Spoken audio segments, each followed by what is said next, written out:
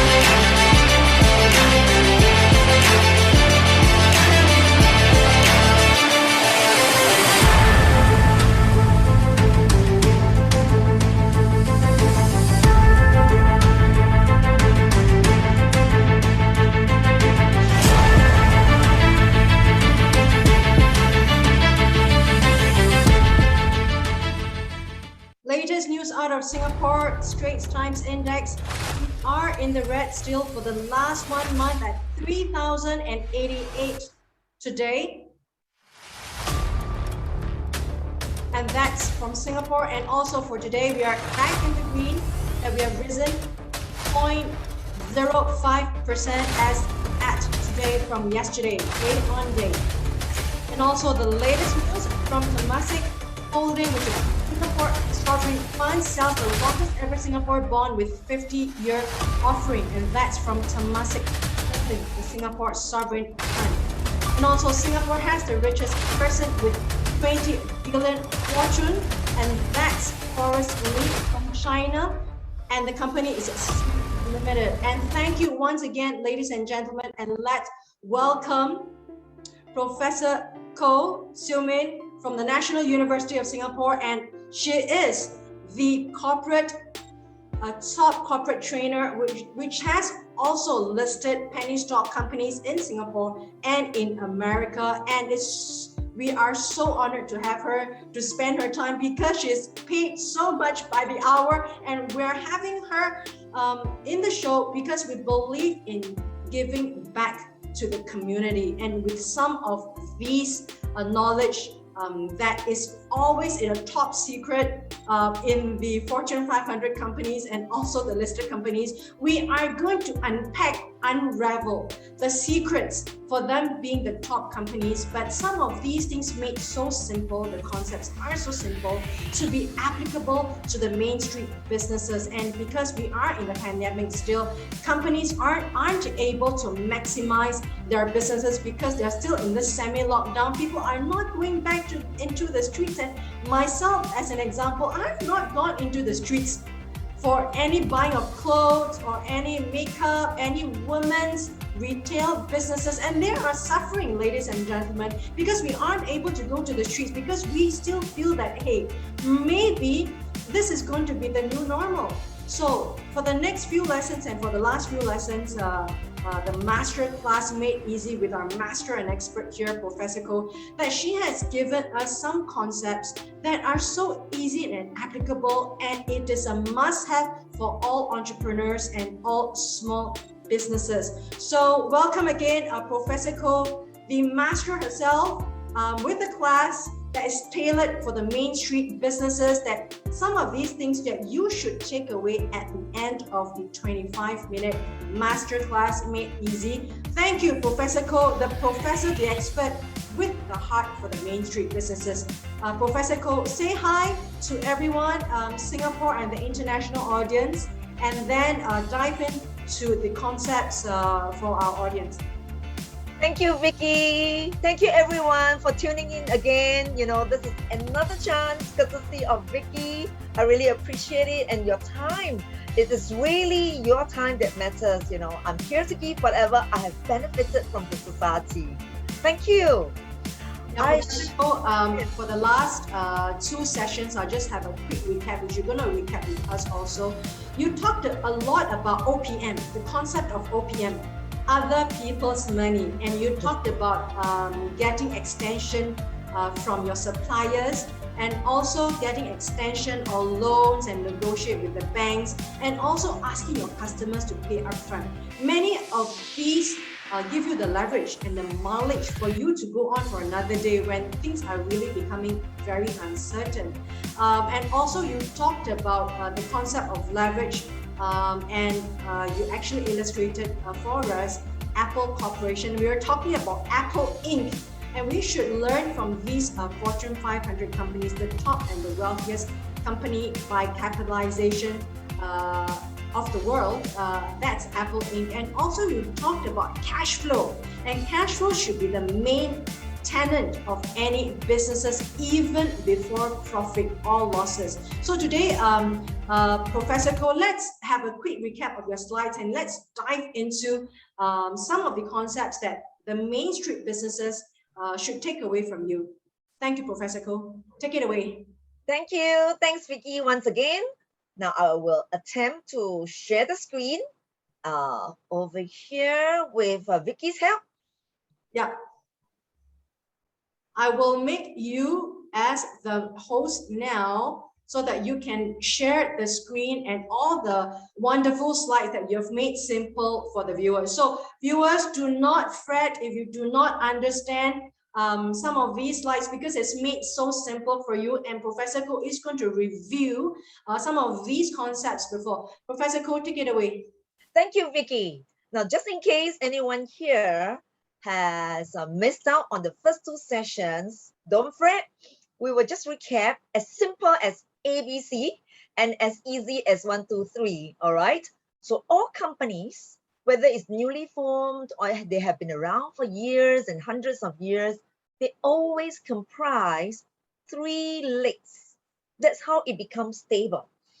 And I had the honor of sharing in the past 2 sessions how to look at each leg. And like what Vicky said, because cash flow is so important, I made this little graphic to show everybody how money actually flows only if you could quickly, efficiently sell your goods after buying them, and then collect your money as soon as possible. So that's the trick. Meanwhile, if with the help of technology, you could get your customers to pay you first via the payment gateway, via technology. Oh, that's the best. You get the best of both worlds. You know, it's like getting money first in advance, like how I would pay my facial company, where I get my face, cleansed. They make us pay in advance for a package of 5 sets, sets of 5 or 10.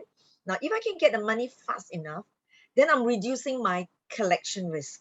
So these risks are all mitigated to the lowest level ever. And if you have good network, good relationship with a supplier who allows you to delay payment to them, then you have more liquidity. So that's what we know about cash flow, because cash is king. All right. And in Singapore, we like to use this word, no money, no talk. Professor Koh, I just want to tell you and interject, apologies for my interjection. I think you've put it across in a very layman's term. In all our minds, it's no money, no talk. If you don't have the money, definitely the bank will not welcome you to the desk. They will say, queue up, And after you queue, and then they give you an appointment next month, and when you sat into the chair, they say, I'm so sorry, sir, come back again. I'm so sorry, ma'am, come back again. So, it is when the times where you need money most, you find that people are shutting their doors in your faces, right? Therefore, when we have any bit of money, right, we need to stretch them and also use the concept of OPM that you've spoken. Thank you, Professor Ko. I thought that was such a term that people really need to think about. No money, no talk. Precisely. I think you took the words out of my mouth, and therefore, after convincing whoever that is considering giving you some credit terms, even lending you money from the perspective of a bank, they would then look at what we call the balance sheet. That is the other equally important leg. And with a three-legged stool, it's never balanced if you only try sitting on one leg. Neither do you balance when it's on two legs, because you will still feel like, hey, it is rocking. All right. We need to have all the three legs to give the whole perspective of the holistic way of looking at how financially steady a company is, how healthy it is. And here comes what I call the balance sheet. And Vicky introduced and reminded us that we went with the concept of OM, my own money, because I own the company as either a private limited or a public limited company. Yeah. And the other people's money are deemed as slightly cheaper because they rank in front in terms of getting the money back, in terms of earning interest from you if it's an external explicit contract to lend you money. But the best way of picture painting 1,000 words is really this one. Yes. I hope you enjoyed looking at leverage, which is really just using our limited capital, our limited efforts to lift up a 1-ton weight. And, I like the animation here because it really tells how effortlessly this gentleman is in lifting up his 1-ton weight. All right. Professor Ko, could you refresh the screen for the animation again? Yes, certainly. Now, I'm going to show you in a while, right? Okay, so this is the balance sheet. And if I use other people's money, this is the one. This is the lever action of a little bit of effort using other people's much more money. It could be like twice as much as your effort or 3 times, so that the load now comprises your effort plus the other 2 or 3 times effort. So your load is now 4 times as much as your effort, which is your capital. Because without down payment, without seed money, there's really no talk to the suppliers or the bankers. Yeah. If we look from another way, it's called gearing. Yeah. So a small gear will multiply the return on assets. Yeah. All right. Before we go into it, Professor Ko, I would rather you close the slides and open the slides to and then go directly into the gearing slide again. Sure. I think what you can get out of this is I will do this. And particularly while Professor Ko is trying to do that, I'd like to reiterate to some of these listeners here, as a small SME, I am also going to talk about later on some of the real struggles. While we are now talking about a lot of things, sounds a lot of theory. People who are looking at it, they say, hey, Professor Ko, it is a lot of theory, but I will later illustrate some of the real scenarios that's happening down the street in Singapore to throw it to Professor Ko for a couple of case studies and what are the advice to the retailers that are facing a lot of issues right now, because women like me, we are not going to the shopping centers, right? The stocks are piled high, and owners are really struggling. Should I continue my business or should I not continue my business? Bearing in mind, businesses, they've got no control over the actions of a client or customer because they do not know when the customers are coming to their shops, Right. So some of these case studies we are going to throw to Professor Koh a little bit later on. And now we're looking at the screen from Professor Koh about the, I should say this is a lever, right? Professor Koh, could you explain? That's right, it's the lever. Yeah. If I put this up, is it clearer? Do you see the animation of the lever moving up and down? Yes. Yes. Yes. So the lever, okay, I want you to tell us very quickly the lever and then to the leverage of the gearing. I thought that was beautiful, even in explanation in next 3 seconds, 4 seconds or so, and then we go into today's topic. That's right. Okay. So if we use this as a starting point, yeah, in order to move an object that is a few times your level of financial ability, yeah, we really wouldn't be able to run a company that is 3 times the size of my limited capital. As you have introduced just now, if I were an entrepreneur, I'm a small business lady, I have only X amount. How do I stretch my dollar? Yes. So if I have no money, my net worth is very little, I then look for my network. Network is my net worth as well.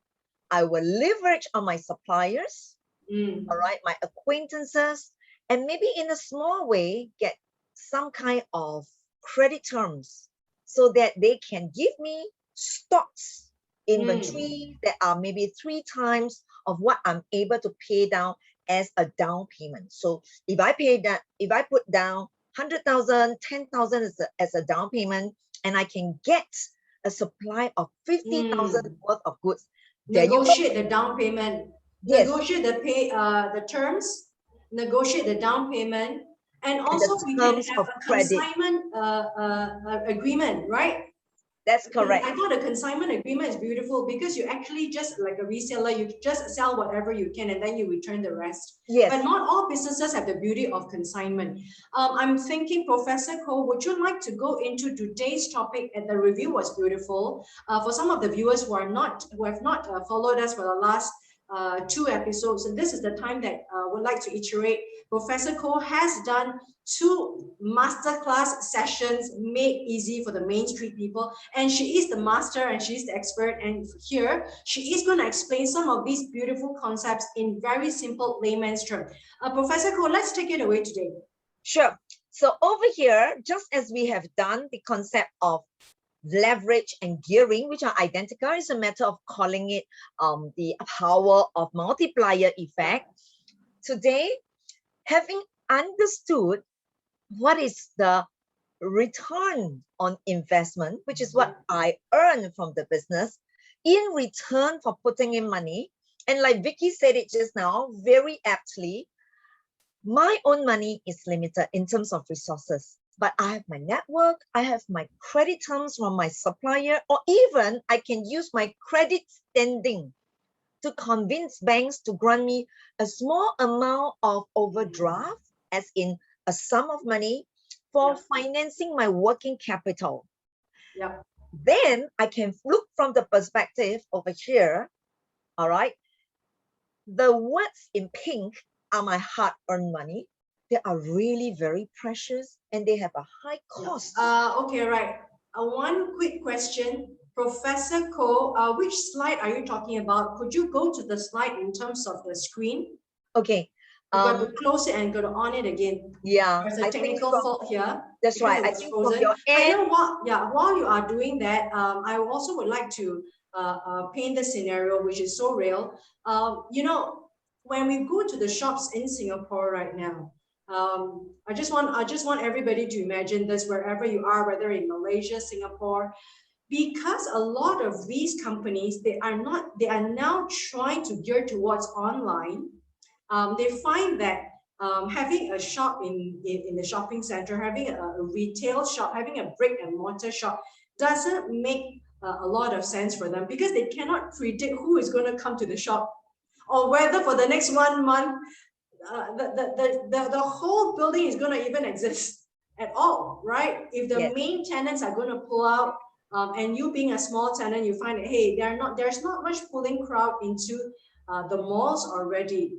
And that is always the question of uncertainty for any retailers out there. I mean, for example, I have been buying all my things online. I've not been going to the shops because the power of the infinity of comparison online is just so huge and humongous compared to me going to a shop, spending 30 minutes just to pick up an item, and I can't compare it with the shop next door.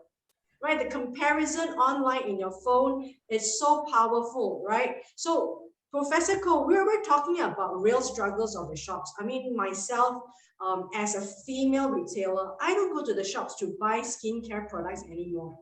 I don't kind of test it out, the smell and the texture anymore, because people like us, we feel that, hey, we don't need that anymore as compared to the safety of our homes. Right? We don't do it there anymore. Can you imagine how these businesses really fret when they think that, okay, I do not know when the customers are coming back.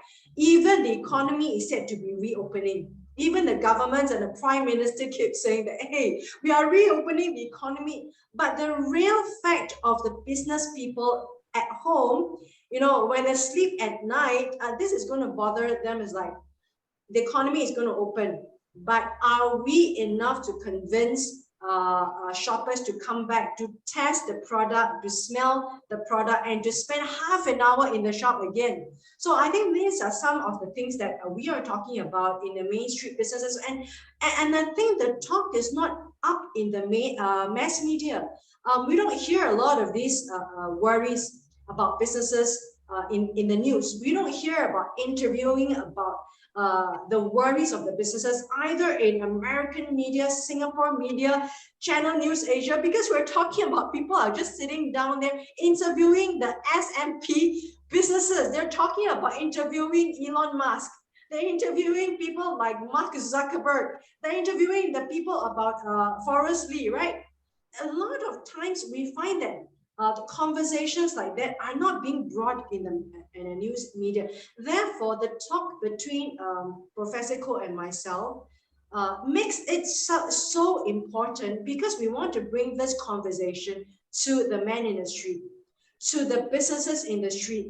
We hear you. We know that you are struggling, and we know, and we can feel the struggles, because you aren't going to pay like thousands and dollars to the consultants. And if you were to pay thousands and dollars to the consultants, might as well you put the money back into the businesses. So we feel the pain, and therefore this is the purpose of the show.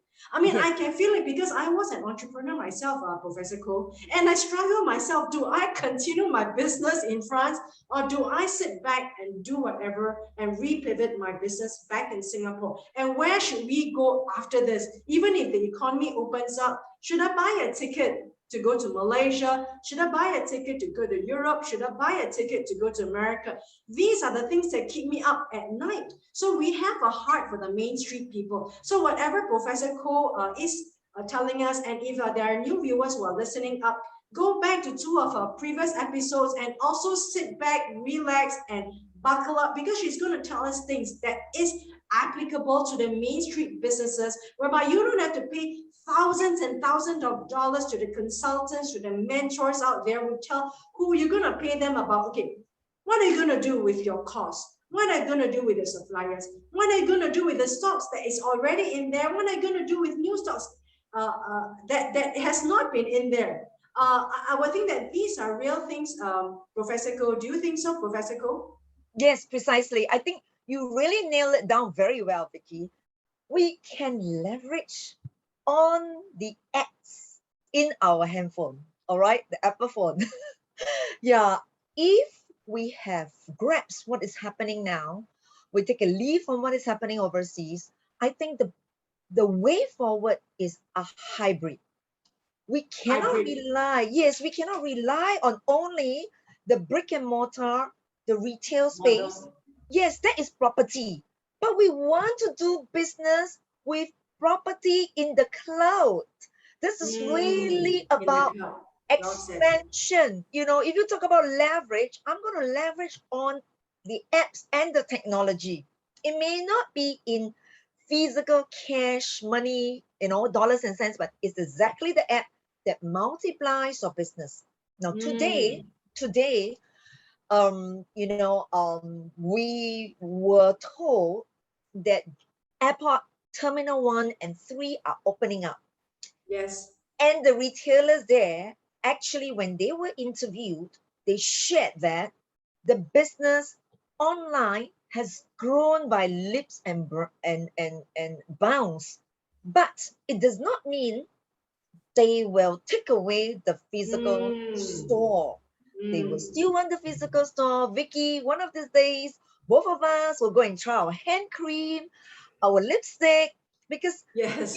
we need to just get in touch with reality. We need to still have a real economy. It doesn't mean, exactly. Yes, we're talking about an e-economy now, electronic economy, online, but it doesn't mean that the real economy will go away, because there is a need for people to still get out of the house. That's why we're talking about opening up the economy. So Professor Koh, I am so glad that she's sharing with us here some of these concepts that are real, easy to grasp, and definitely it should be the main tenet of your business. And you may, even if you're not owning a business here, but if no one is going to employ you down the line, you will have to create an opportunity for yourself as your own owner. And that I see, Professor Koh, is going to be the trend, because companies, you can see that a lot of these companies, Mango, Zara, they are actually all close.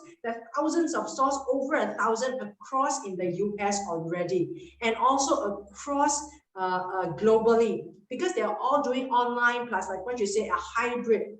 And because online is actually surpassing the brick and mortar businesses. So you know what, ladies and gentlemen, it is so crucial for Professor Koh, who has been a consultant to the top Fortune 500 companies. We are so glad to have her here, and to like to reiterate to the viewers who are now coming on, and this is the power of the digital world, because you can always stop, pause, and then rewind, and then go to the previous episode and watch over the episode, and then also go to reshare. Right, so I hope that you all can reshare the show, because you are going to help some people down there. Even if they are now having a job, they may need to repivot as employment becomes unstable and when your lives are being disrupted. So we see disruption with businesses. We also will see disruption in your employment in the future. So Professor, could you take it away about some of these concepts that viewers can take away from the show today?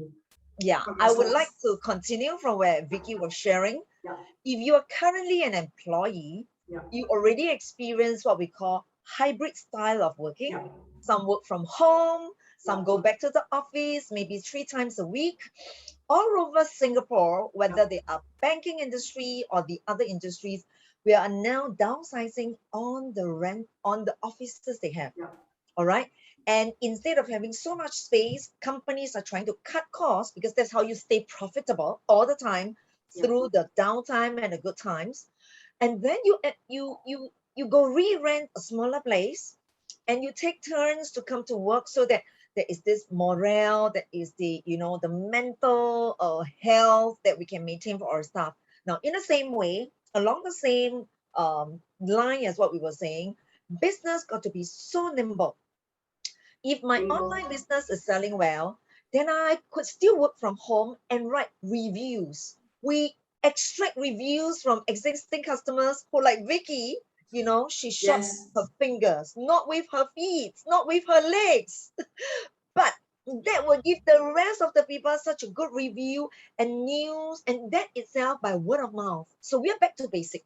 Just like a good product, a good service that we are providing, it can be shared, it can be reviewed 10 times over, 100 times over. And therefore, I like to, if you could give me the permission, Vicky, I'd like to show you further, all right, as a sequel to the leverage concept. And here I have the slide in the form of a PowerPoint. Now, do give me feedback, Vicky, if it doesn't come across. Yes, what I see here, wonderful. I mean, I always love this slides because it encapsulates that. So viewers who are not financially trained, they may think that, oh, this is so theoretical. It's not I don't want to be looking at this because it's just a slide. But ladies and gentlemen, you got to hear what Professor Cole says, because when you look at all these companies, everyone has an accountant. You got to squeeze and maximize every dollar that you have and try to find the dollar that you do not have. So this is a beautiful balance sheet of SME or MNC private limited, and I see the three legs: assets, liabilities, and equity. Take it away, Professor Cole. Certainly, Vicky. Here you go. As you have highlighted, if I could just imagine the own money that I put into my company called ABC, called SME, it is that very expensive because it is my hard-earned money. So if I may just use this hot bag, it's like a bottle of hot water, yes, carrying 100 degrees Celsius, and then I bring along another bottle that is 20 degrees Celsius. It's a cooler water. It's money. And in Asia, if you use a Chinese word, water or liquidity is actually money. It makes it flow. It makes the world go around, certainly. So now I'm going to pour the water in each of the bottle with equal volume into a tub. Now take a look at the left side where you see this yellow highlighted portion. Yes. It is my assets. Yeah. I source this money from my own pocket, which is my hot water.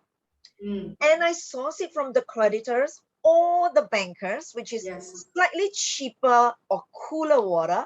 Yeah. I pour them both into the tub. Yeah. Now the tub has an average temperature of 100 plus 20, and then I divide it by 2, and that's 60 degrees Celsius. Okay. Yeah. So my tub of water is no longer the boiling hot water of 100 degrees Celsius.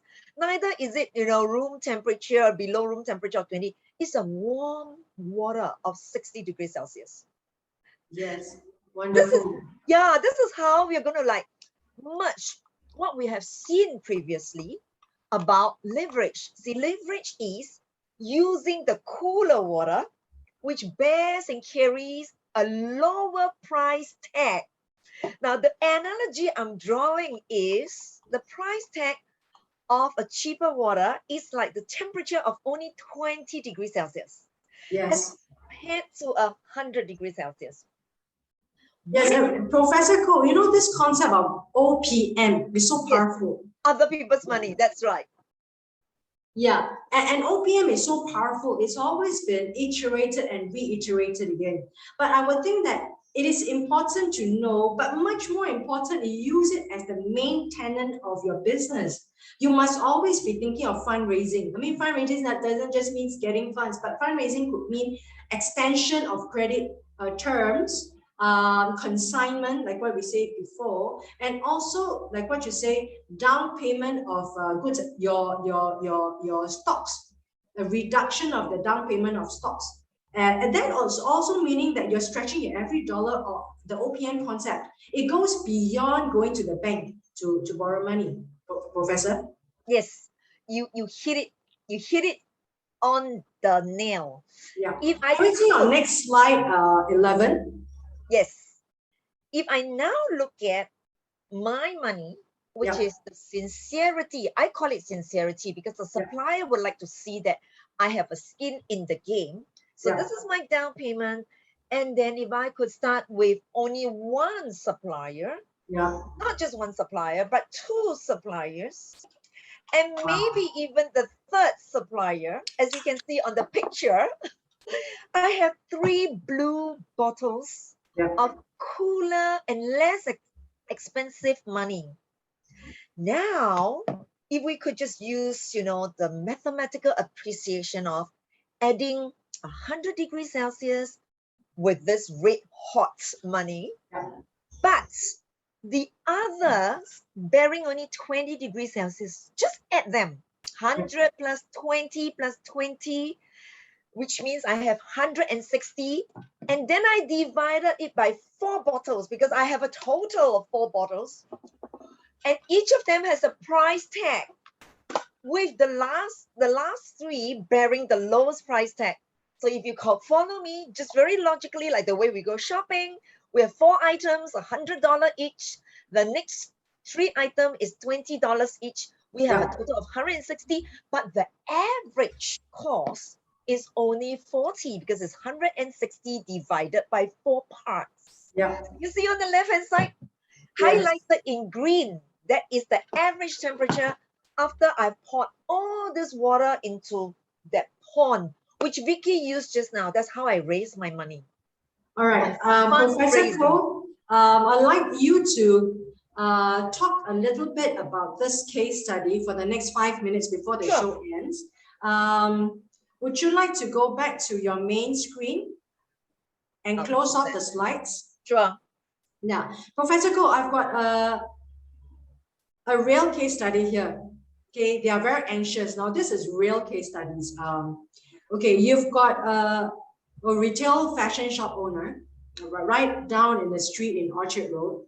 Okay, they pay 5,000 rent. Yes. Okay, now $5,000 rent is considered really, really low in Singapore.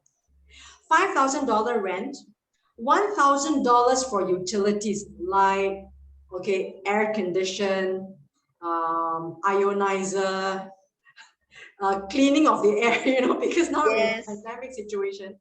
And then they have to pay Social Security. In Singapore, we call it the CPF, the Central Provident Fund, to 2 workers. Okay, and the 2 workers do have the basic salary we're talking about. So you've got workers, you've got electrical bill, utility bill, you've got rent. Yes. And then she also has the need to stock up, right? You're talking about a retail shop down the street of Orchard. You need to buy the latest, you know, probably not everything, but at least you've got to have some new things coming in, right? You're talking about lipstick, you're talking about makeup, you're talking about latest fashion or the color. You can't be having like the stock that is 2020 pandemic times, right? The economy is reopening. I think we're now planning for retailers that is like what you say at the airport. They are planning for reopening, right? Customers were there 20 months ago. They don't want to come back to the shop to say that, hey, you know, 20 months ago, before the pandemic, before the shutdown of the economy, now they come back, the stocks are the same. We're talking about a real situation where the economy is opening. I think a lot of people, a lot of retailers, they are thinking about that. But the voice, can you imagine, Professor Koh? This is not being talked about in the media. And can you imagine how important our show is? Because we understand the SMEs, they are struggling because they're thinking, oh, what do I do now? The economy is going to be reopened in a couple of weeks.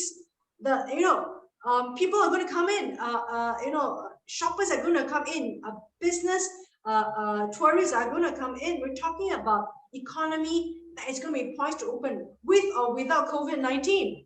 So we're talking about, number one, anxiety over the COVID-19, and now anxiety over money, and anxiety over opening. How much do they reopen? Because we're talking about dollars and cents, about, okay, should I retrench 1 worker? Should I retrench 2 workers? Should I poise for a part-time worker? Should I bring in new goods and services? How long should I open the shop for? Should I open it up for 5 days? Should I open it up but just the prime hours during the evening time and lunch time, because I need to keep my shop, the lights on, the air condition on? I mean, these are real struggles of SMEs. I mean, these are retailers. We're also talking about tuition centers, right?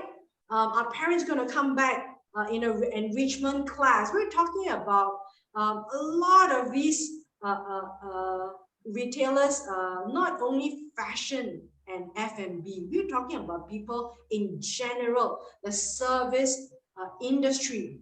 So industries that cannot totally pivot. So therefore, we need to have a hybrid model of what Professor Koh says. So the owner is fret and anxious, right, about the uncertainties of the future. So according to these few causes, like what you say, rental, utility, workers' salary plus CPF. We also know that if we convert them to part-timers, we may not have to pay them CPF, and also stock up.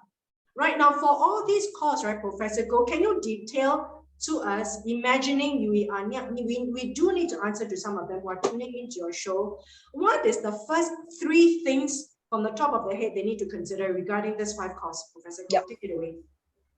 As far as the inventory is concerned, if you don't hold too much stocks, then it becomes a variable cost. Now, we used to say if the customers don't come to us, we can go to the customers. We can reach out to them so that we send them flyers, electronic flyers, so that they know what stock is available. And we will only purchase them from our supplier when they confirm their order by placing down a down payment. So that's number one. When customers don't come to us, we go to them. Number two, which is usually a very big proportion of the operating costs, and that is the rental. Now, sad to say, Vicky, many businessmen have failed because of this fixed cost that cannot be defrayed, and it was difficult to break even because there was no sales.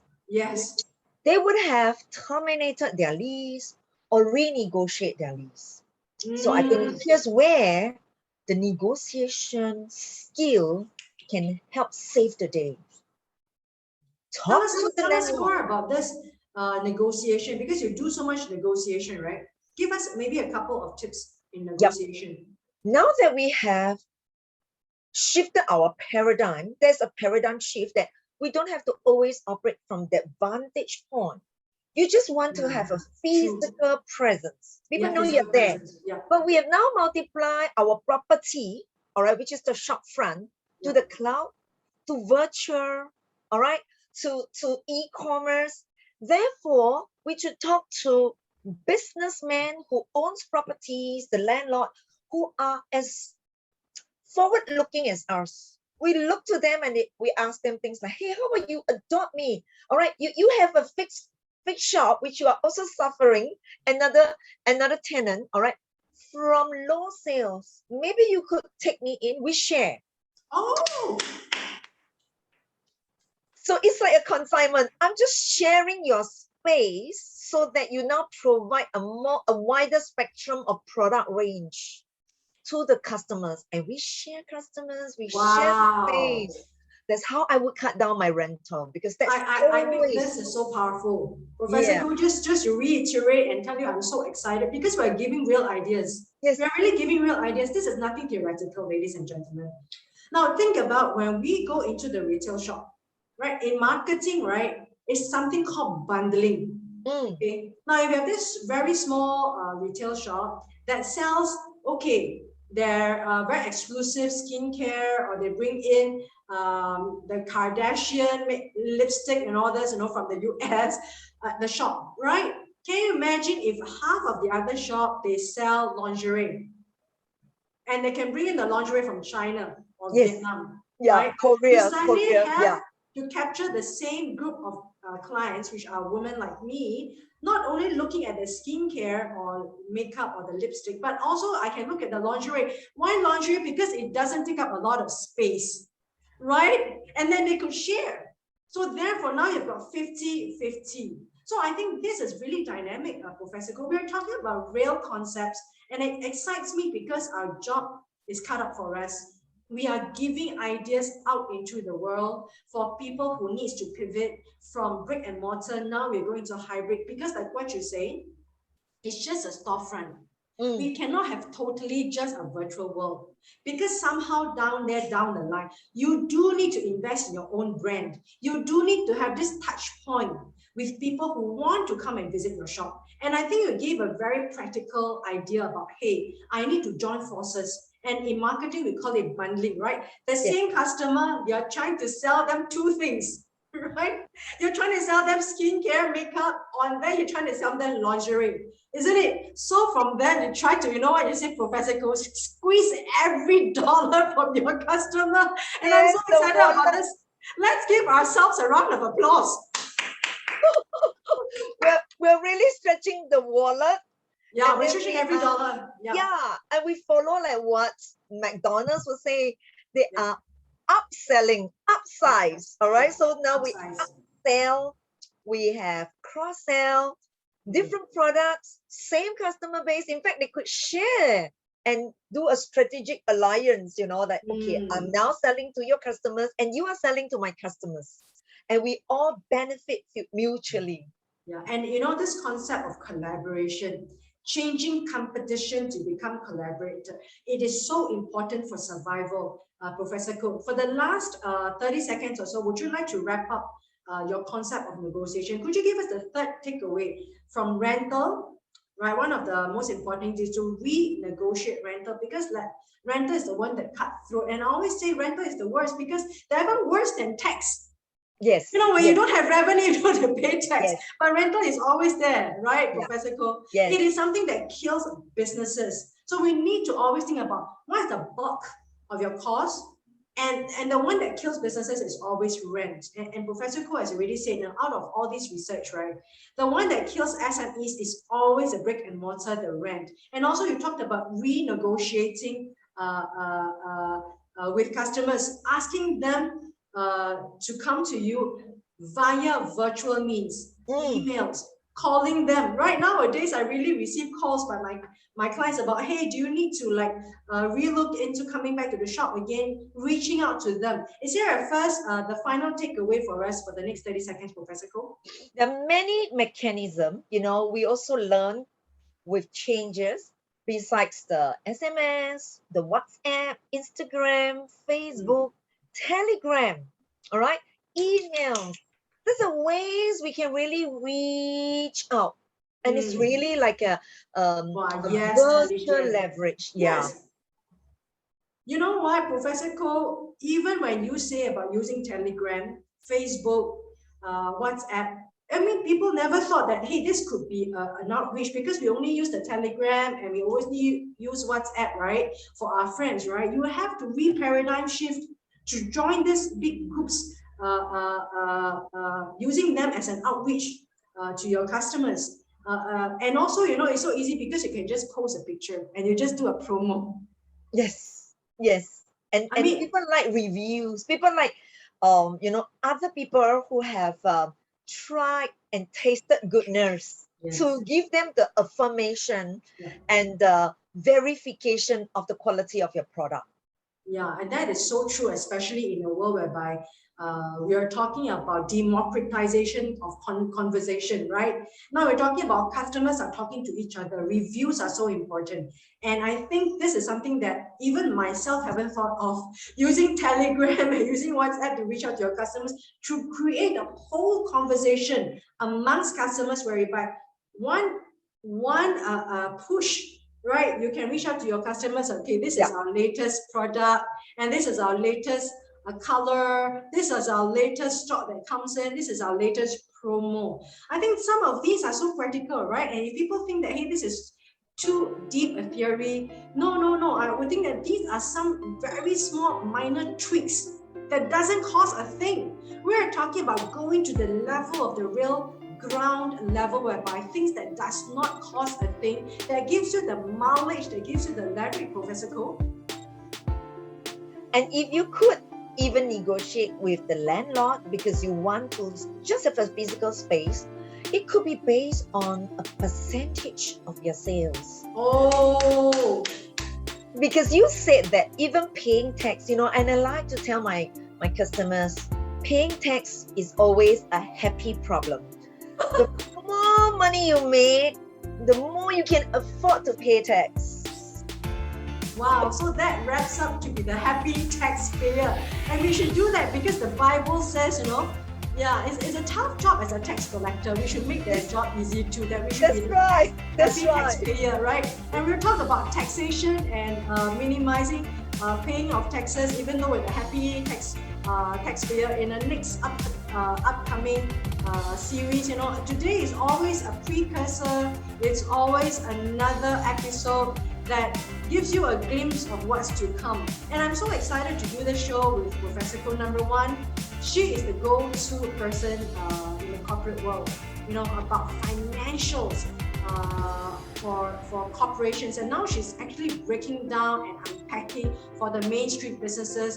And and this is a show that it makes me really happy to do this show and to be spending time, and Professor Koh, I speak for you too, to be spending time in front of the audience for all these shows that's going to go out to 35 countries in the American platforms for Dr. Moby, and to American paid platforms, Hulu, Roku, Apple TV, and also Facebook, and also YouTube channels.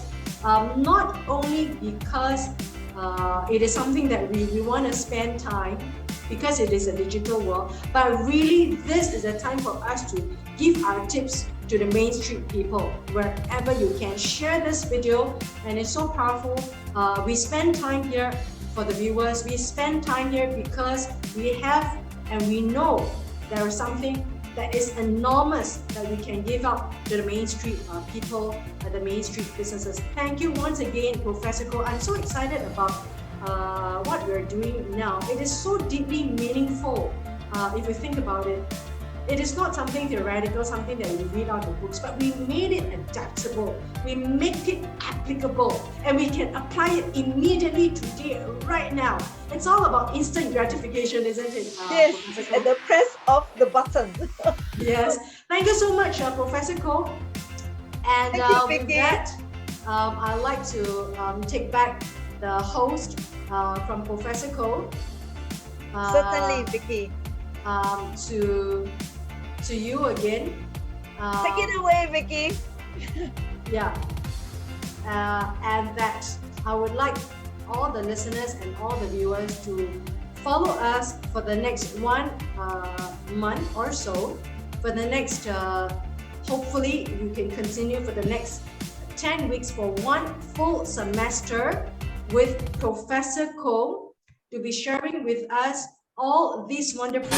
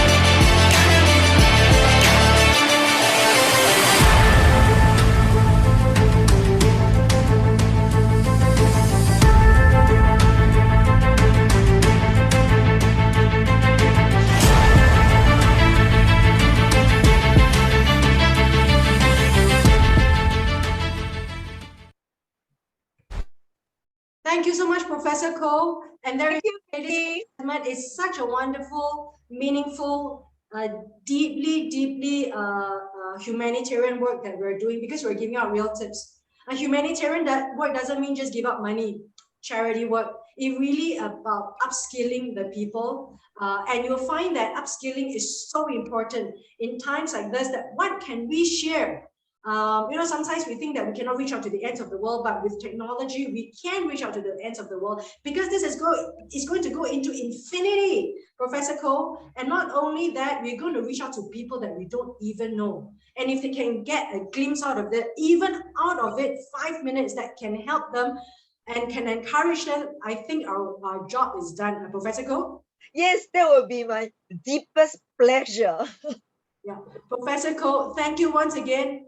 I'll see you for the next show. Money, you, your money, you, your life.